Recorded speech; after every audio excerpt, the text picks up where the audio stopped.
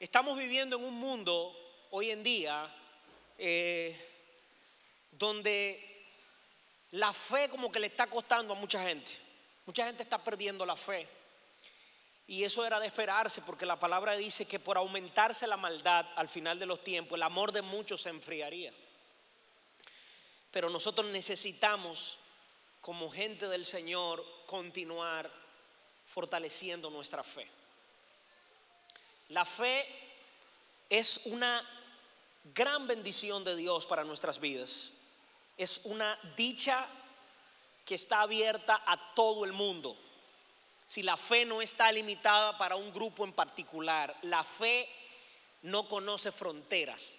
La fe está abierta a todo el mundo. Hablábamos en estos días en QQC cómo en China, que es un país comunista, cómo se prohíbe el cristianismo. Sin embargo, en los basements, en los sótanos de las casas, de los lugares, ahí los chinos se meten por cientos y cientos y cientos en todos los lugares de la China a orar. Tenemos misioneros, por ejemplo, de la Asamblea de Dios que han logrado entrar Biblias a la China y yo creo que usted ha visto fotos de cómo la gente se vuelve loco cuando ve una Biblia. Nosotros tenemos las Biblias que la compramos hasta en Walmart. Alguien me pregunta a mí por una Biblia y yo le digo en Walmart. Ni siquiera hay que ir a una librería cristiana. Ese libro maravilloso en el cual se sustenta nuestra fe lo conseguimos en todos lados, en el teléfono, en Google, en todos lados aparece la Biblia. Sin embargo, los chinos, para ellos es muy difícil conseguirlo, y cuando lo consiguen, wow, lo tratan de una forma especial. Pero la realidad es que la fe es una dicha que está abierta a todo el mundo, no conoce fronteras, no es opuesta a la razón. No es opuesta a la razón como se ha querido creer. O si tú tienes fe, entonces tú no crees en la ciencia. O si tú tienes fe, entonces tú no piensas. O si tú tienes fe, entonces a ti te han lavado el cerebro. O si tú tienes fe, entonces tú eres un loco viejo religioso que no está con la realidad. You're not up to date. Tú no estás en el nivel que debes estar, porque estamos viviendo en un mundo muy desarrollado, y ya ese asunto de fe era para cuando el mundo no estaba desarrollado. Y eso no es cierto. La fe no es opuesta a la razón. Lo que sucede es que la fe es diferente a la razón. Llega un momento, y es inteligente tener fe, porque llega un momento que por más inteligente que nosotros lleguemos a ser, siempre vamos a tener un límite en cierta área. Y eso es de sabios pensar de esa manera, que hay cosas que tú no vas a poder encontrar la explicación y te vas a abandonar a la fe. Y a través de tu fe en Dios, ese Espíritu Santo de Dios te va a revelar y te va a dar confort en tu corazón, y te va a ayudar a entender lo que tú necesitas entender. Daniel decía que el Señor revela lo profundo y lo escondido, conoce lo que está en tiniebla y con él mora la luz. Oiga, él revela lo profundo y lo escondido, conoce lo que está en tiniebla y con él mora la luz. Es decir, solo una persona de fe podrá entender lo que la razón nunca te va a ayudar a entender. Pero la fe no bloquea la razón, la fe no bloquea la ciencia. No, al contrario, el Señor promueve la ciencia. Necesitamos avance, necesitamos desarrollo, pero la ciencia tiene que respetar la fe. ¿Cuántos dicen amén a eso? Tenemos que respetar la fe, porque fuimos creados por un Dios que no podemos ver. Hebreos capítulo 11 versículo 1 al 40 dice, y voy a ir hablando así, voy a hacer una plática con ustedes en el día de hoy, que la fe es la garantía de lo que se espera. Fe es garantía de lo que se espera, la certeza de lo que no se ve. Y gracias a ella, gracias a esa fe, fueron aprobados los antiguos, la gente que primero creyó en Dios. Entonces, fe es garantía de lo que yo estoy esperando, de lo que tú estás esperando, certeza, seguridad de lo que tú no puedes ver. A Dios tú y yo no lo podemos ver, pero debemos estar seguros, aunque no lo podamos ver, de que Dios existe. No lo podemos ver. No lo vamos a poder ver en esta tierra. Solo cuando lleguemos a su presencia delante de Él, le vamos a ver cara a cara tal cual es, dice la palabra. Pero mientras estemos aquí en este cuerpo que se corrompe, no lo vamos a poder ver. Y esta era una de las discusiones que tenía Moisés con Dios. Que Moisés había logrado una comunión con Dios tan especial, que la Biblia dice que el único hombre que vio a Dios cara a cara fue Moisés. Y no es refiriéndose literalmente a que Moisés puso sus ojos en el rostro de Dios, no, fue que Dios le permitió ver cosas de él que no se la permitió a nadie más. Dios le dio ese privilegio a Moisés. Y Moisés estuvo 40 días en la presencia del Señor y tuvo que ponerse un velo. Cuando bajó de la montaña, la gente no lo podía ver, simplemente porque había estado en la presencia del Señor. Sí, no hay quien vea a Dios cara a cara y quede vivo.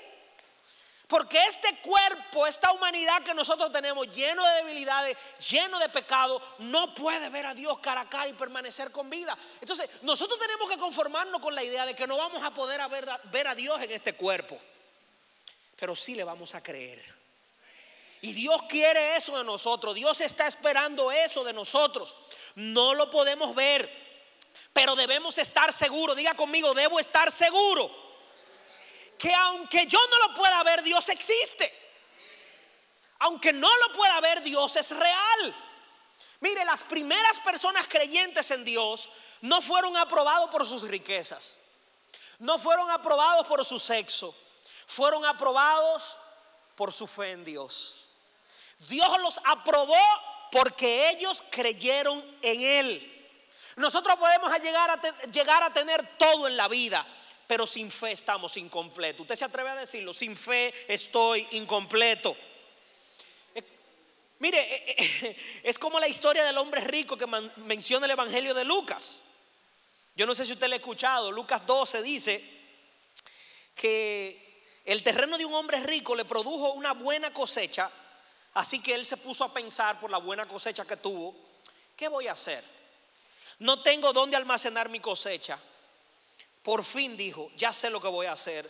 Voy a derribar todos mis graneros y construiré otros más grandes, donde pueda almacenar todo mi grano y mis bienes.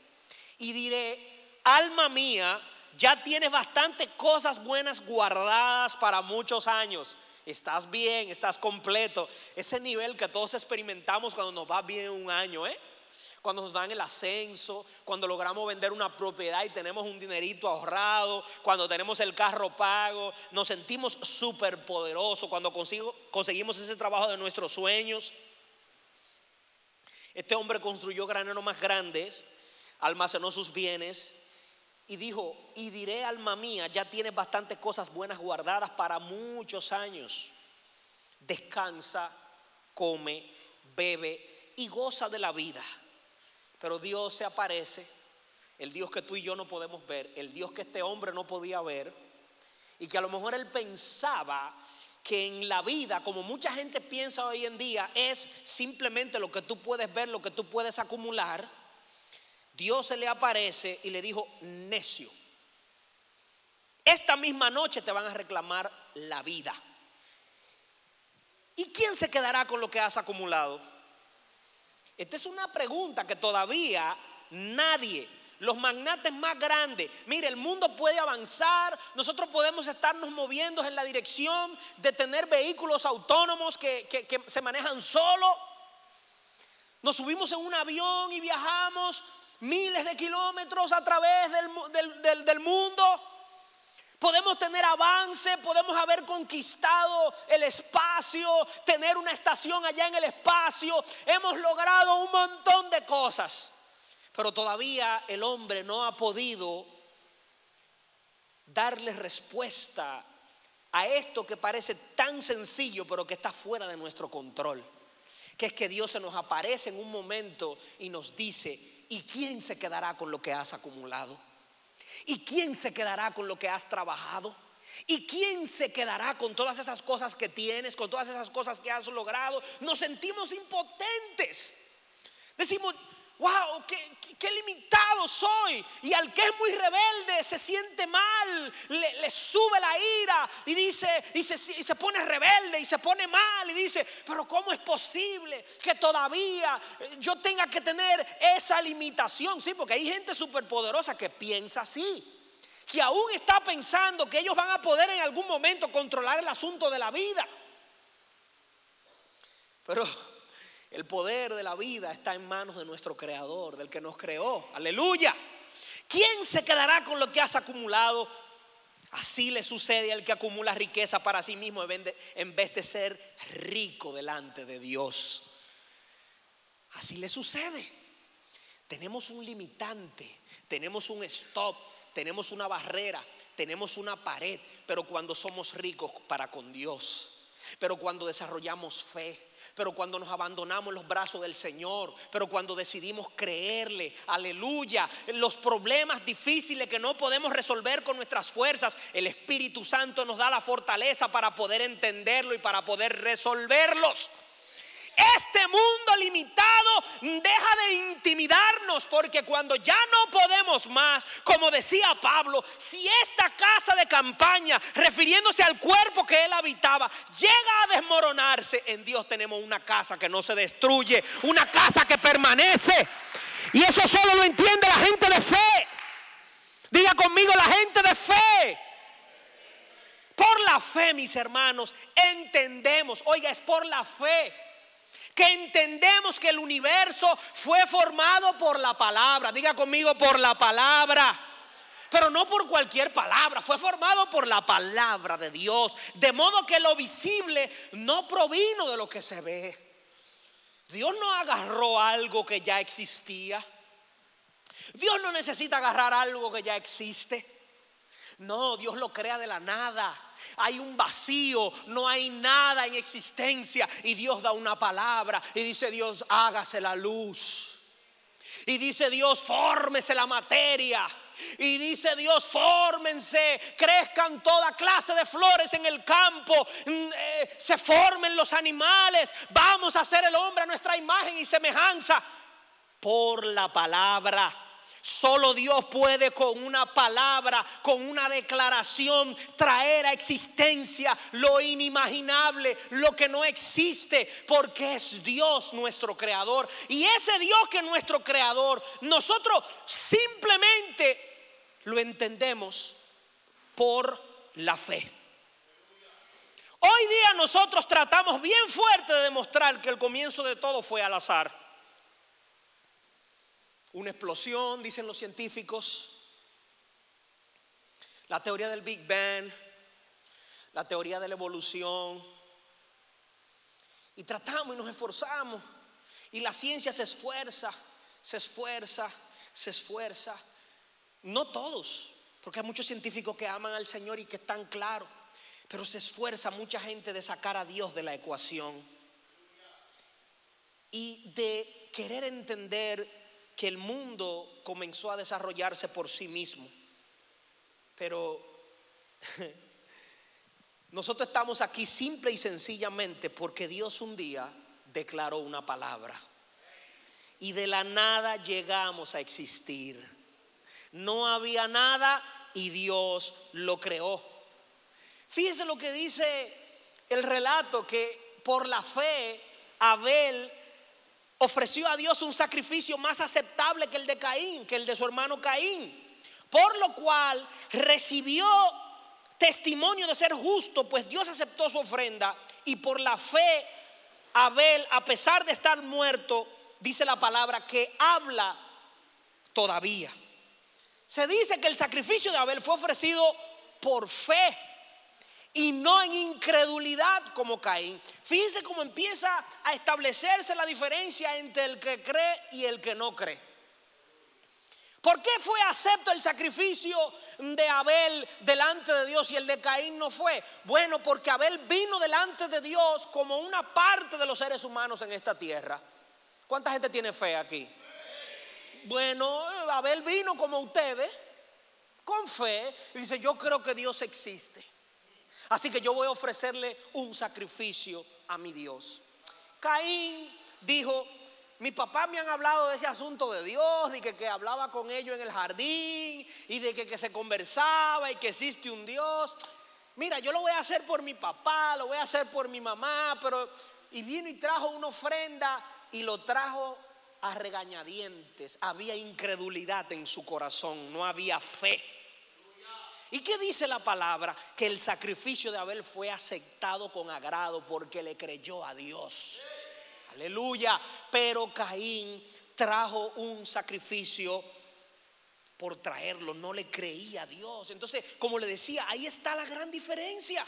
Desde el principio, mis hermanos, han existido dos clases de personas: unas que tienen fe en Dios y otras que no tienen fe en Dios. Oiga, no hay tres clases de personas, ni cuatro ni cinco. Hay dos clases de personas.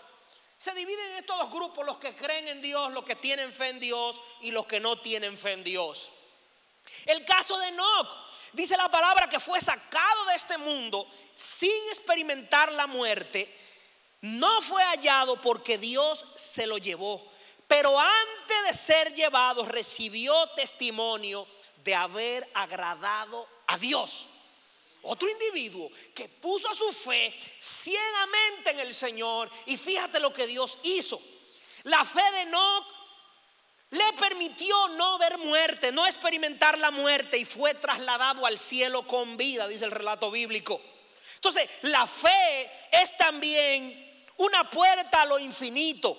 Quien la abre puede llegar a experimentar lo que nunca ha visto, lo jamás pensado, lo jamás soñado. Eso es la fe. Eso experimentó Enoc porque creyó, porque tuvo fe en Dios.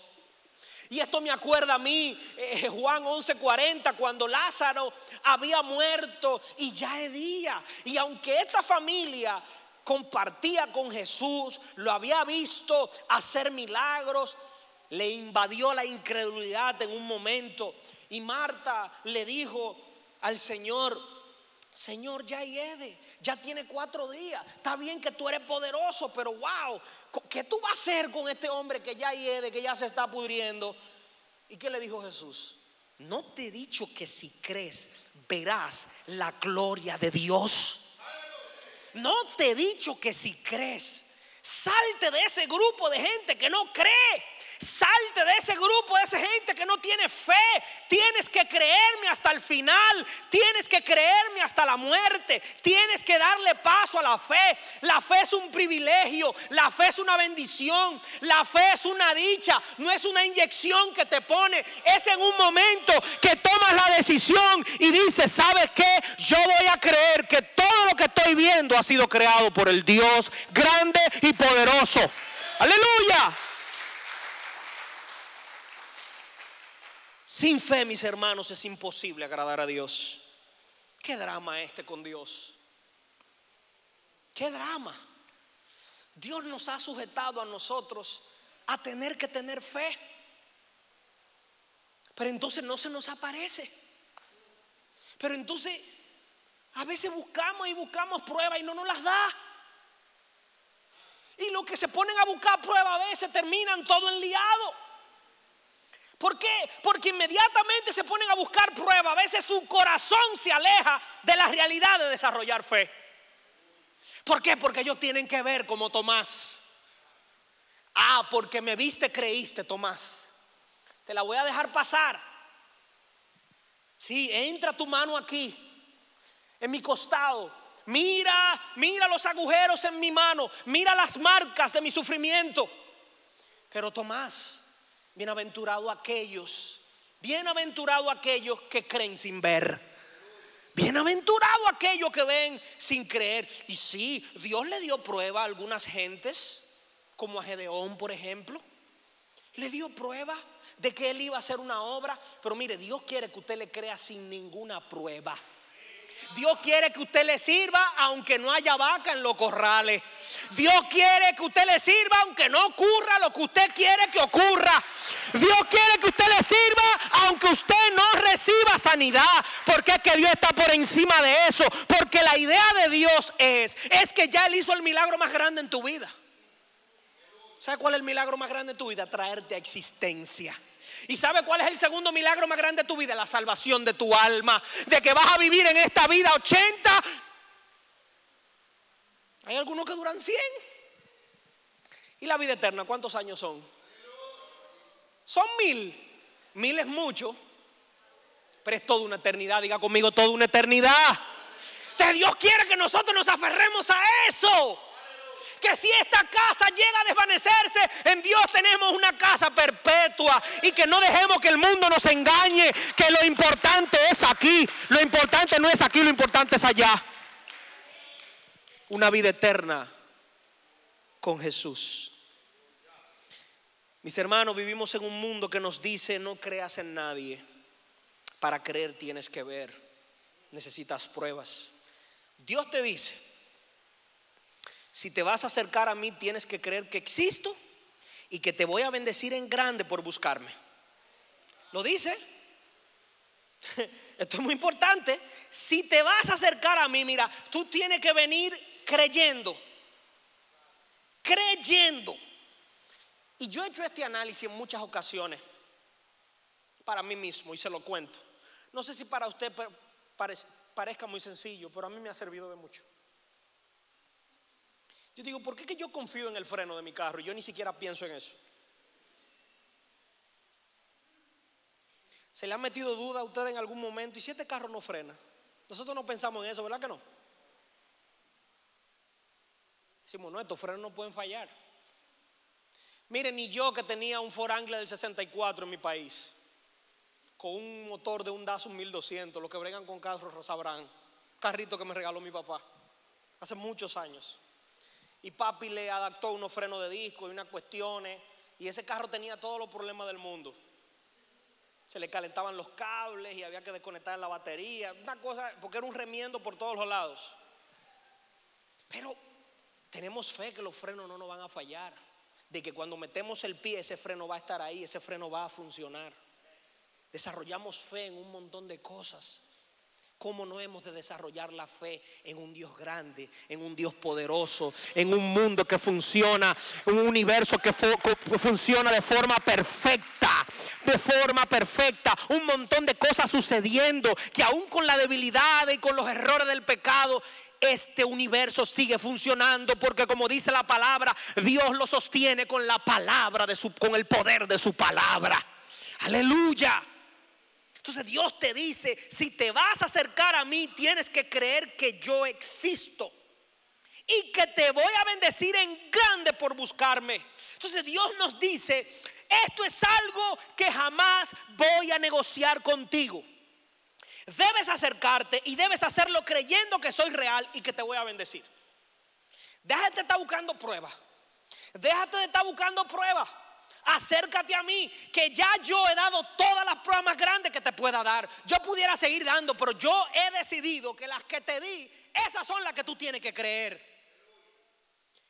Por la fe dice la palabra que Noé, advertido sobre cosas que aún no se veían, diga conmigo, cosas que aún no se veían, oiga, con temor reverente, no dudando, construyó un arca para salvar una familia.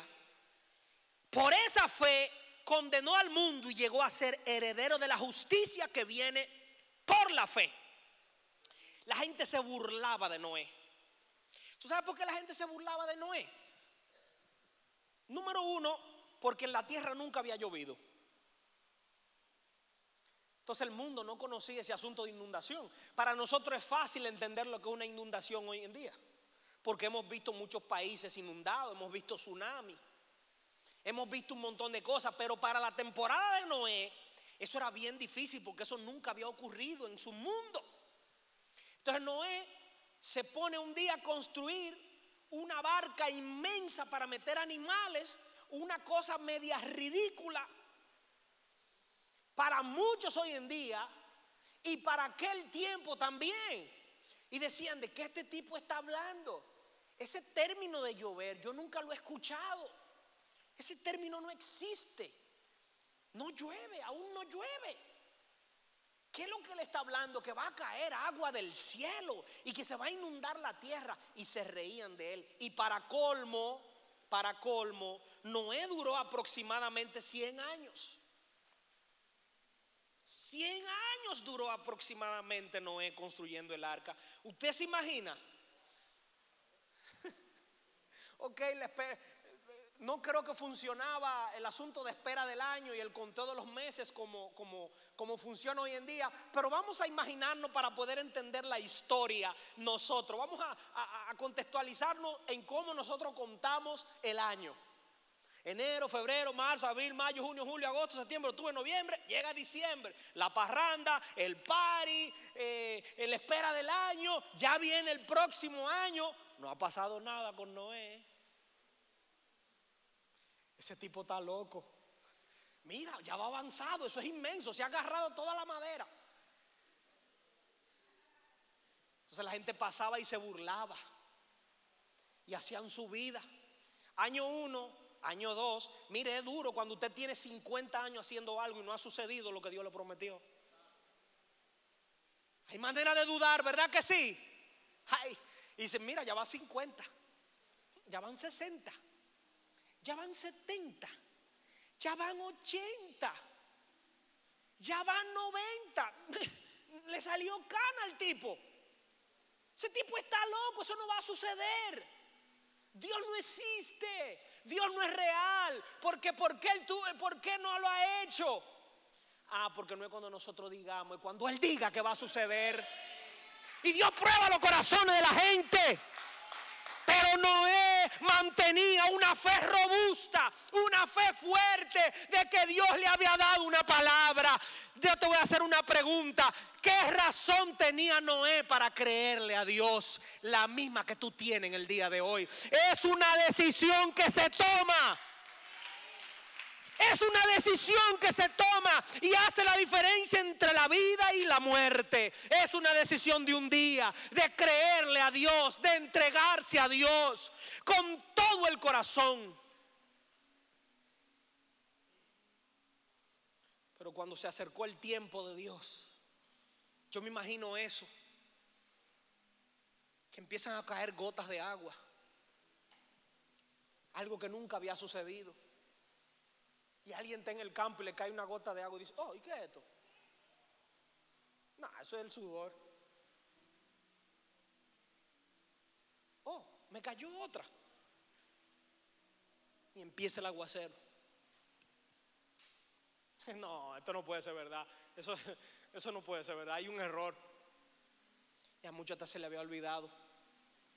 Pero el loco Noé estaba todo, me imagino, barbudo y con cana, construyendo su arca, creyendo en Dios. Le obedeció a Dios, le creyó a Dios y Dios lo honró. Dios honra a la gente que cree en Él. Si Dios depositó un sueño en ti y tú lo crees, aunque los que estén alrededor tuyo no lo crean, tú tienes que seguir. Y tú tienes que inclusive estar dispuesto a morir y no ver ese sueño, pero morir creyendo. Aleluya, como muchos hombres de fe que dejaron un legado y que no recibieron algunas cosas, pero ¿saben lo que dejaron? Dejaron fe. Y su tumba hablaba. La sangre de Abel todavía habla desde la tierra, dice la palabra, porque Abel derramó una sangre de fe, un individuo que le creyó a Dios a ojos cerrados. Comenzó a llover. Llovió y se inundó la tierra. Y solo Noé y su familia fue salvo de aquella catástrofe porque le creyó a Dios, porque tuvo fe en Dios. Eso es la fe, mis hermanos. Mire, la fe en Dios al principio la gente de fe en Dios al principio siempre son burladas. Toma tiempo a veces para que suceda lo que esperan, pero sucede. Diga conmigo, pero sucede. Si Dios promete algo, lo cumple. En el momento que a mí me profetizaban cosas de lo que iba a pasar en mi vida, si usted veía mis circunstancias, si usted veía mis alrededores, si usted veía mi discapacidad, si usted veía mis debilidades, si usted veía mis limitaciones, usted también iba a dudar e iba a decir, eso nunca va a pasar. Pero Dios en su infinita misericordia me sostuvo. Y hoy yo estoy viendo muchas cosas de las que le he creído a Dios a través de los años. Hay que creerle a Dios. Y el compromiso de creerle a Dios tiene que ser de por vida. Diga conmigo, de por vida. Y yo no voy a poder terminar este mensaje. Yo voy a tener que seguirlo la semana que viene. Pero mire, le voy a compartir algo y con esto termino. En Romanos capítulo 1 versículo 17, Pablo le dice a los romanos que en el evangelio se revela la justicia que proviene de Dios, la cual es por fe de principio a fin. Diga conmigo, por fe de principio a fin. Tal como está escrito, dice la palabra, que el justo vivirá por la fe. Entonces, dice, ciertamente la ira de Dios viene revelándose desde el cielo contra toda impiedad e injusticia de los seres humanos que con su maldad obstruyen la verdad. Me explico, dice Pablo. Lo que se puede conocer acerca de Dios, oiga, y esta es la parte que yo quiero que usted le preste atención. Lo que se puede conocer acerca de Dios es evidente para ellos, pues Él mismo se lo ha revelado. Porque desde la creación del mundo, las cualidades invisibles de Dios, es decir, su eterno poder y su naturaleza divina, se perciben claramente a través de lo que Él creó, de modo que nadie tiene excusa. ¿Qué es lo que está diciendo Pablo aquí? Puesto en un lenguaje sencillo, que todos nosotros tenemos una razón fundamental para creer en Dios sin Él realizar un milagro más. ¿Y usted sabe cuál es? Las cosas que usted puede ver alrededor suyo. Dios está, el olor de Dios está en las flores del campo. El olor de Dios está en este lugar mientras respiramos y nos mantenemos con vida porque estamos inhalando oxígeno.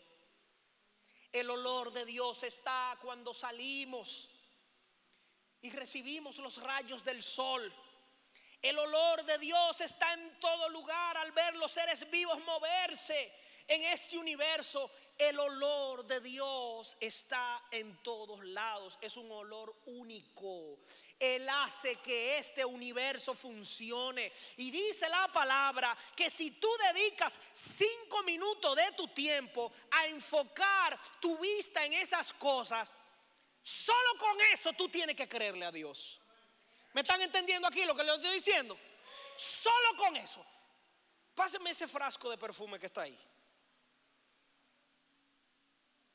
Yo pensaba en esto.